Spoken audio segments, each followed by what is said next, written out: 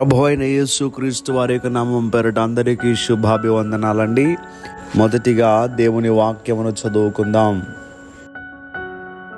మునుపటి కంటే అధికమైన మేలు మీకు కలుగజేసెదను.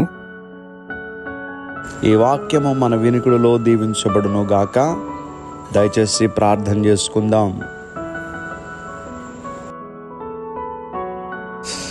మహాగణుడా, మహోన్నతుడా, మీ ఘనమైన నామమును బట్టి వందనములు.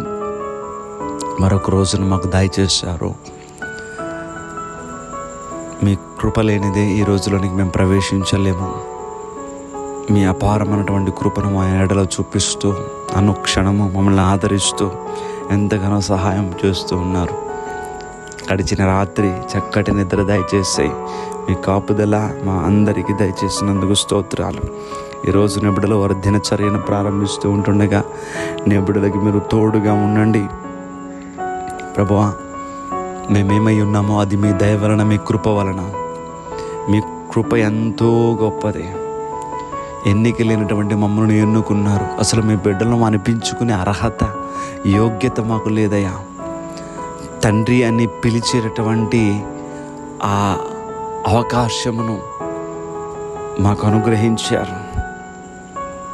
విలువ లేని, ఎన్నిక లేనటువంటి మమ్మల్ని ప్రేమించి మీ బిడ్డలం అనిపించుకునే భాగ్యం మాకు దయచేసినందుకు మీకే వందనాలు ప్రభువా.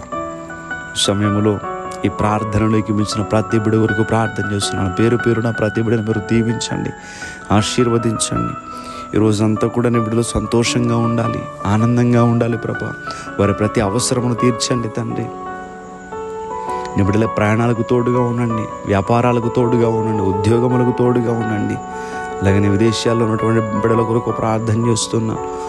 వారి రెక్కల కష్టాన్ని మీరు దీవించి వారికి ఓపికను, శక్తిని, ఆరోగ్యాన్ని మీరు దయచేసేటువంటి నీరసము లేకుండా ప్రభా మీ స్వస్థత వారికి అనుగ్రహించి ఇంకా వాక్యానుసారంగా జీవించే జీవితాలు మా అందరికీ దయచేయమని, మీరు ఆకడలో ఎత్తబడగలిగినటువంటి ఆ శక్తిని మాకు అనుగ్రహించమని యేసుక్రీస్తు వారి యొక్క నామం పేరిట అడిగి వేడుకుంటూ ఉన్నాం మా పరమ తండ్రి.